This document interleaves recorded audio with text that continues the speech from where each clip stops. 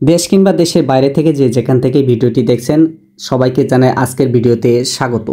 আজকের ভিডিওতে আমি আলোচনা করব আপনি কিভাবে বোরো ধানের বীজতলাতে একই সাথে কচু আবাদ করবেন এই বিষয় নিয়ে আপনাদের সাথে আজকে কথা বলবো। আসসালামু আলাইকুম ওয়া রাহমাতুল্লাহ। ওয়ালাইকুম সালাম। কাকু আপনার নামটা কি? শাহালি মণ্ডল। শাহালি মণ্ডল না? দর্শক আপনারা দেখতে পাচ্ছেন যে আমাদের শাহালি মণ্ডল ভাই উনি কিন্তু আপনার বোরো ধানের বীজতলার মধ্যেই কচুর চারা রোপণ করেছেন। এই জাতটি হচ্ছে লতিরাজ কচুর একটি জাত, যেটি কিনা লতির জন্য আবাদ করা হয়। এই সময়টি হচ্ছে কচু রোপণের জন্য উপযুক্ত সময়। এই সময়ে যদি আপনি কচু আবাদ করেন তাহলে ফলন ভালো পাবেন।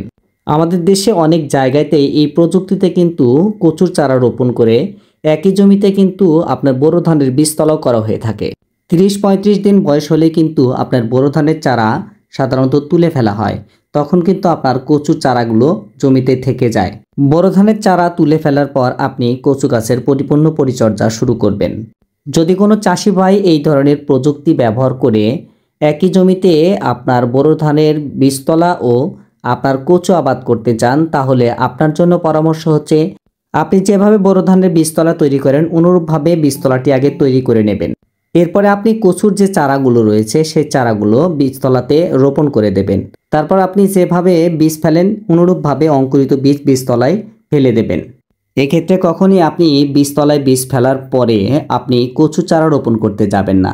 অঙ্কুরিত বীজ ফেলার পর যদি আপনি কচু চারা রোপণ করতে যান সেক্ষেত্রে আপনার পায়ের তলায় অঙ্কুরিত ধানের বীজগুলো পড়ে নষ্ট হয়ে যাবে।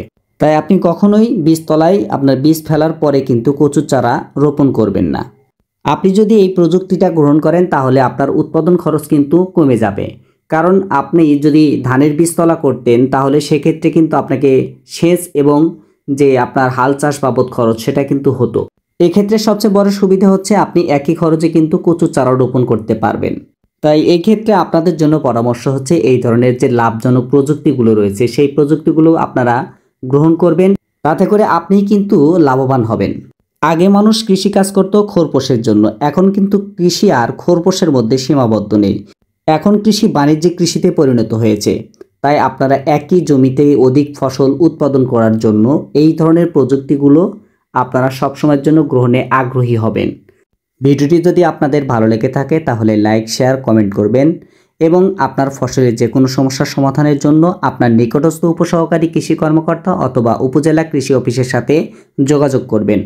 আপনাদের ফসলের যে কোনো সমস্যার সমাধানের জন্য যদি আপনারা কমেন্ট বক্সে আমাদেরকে আপনাদের সমস্যাগুলো জানানোর চেষ্টা করেন তাহলে আমরা অবশ্যই তার সমাধান দেওয়ার জন্য চেষ্টা করব। ধন্যবাদ সবাইকে ভিডিওটি সম্পূর্ণ দেখার জন্য। ভালো থাকবেন, সুস্থ থাকবেন। দেখা হবে পরবর্তী ভিডিওতে। আসসালামু আলাইকুম ওয়া রাহমাতুল্লাহ।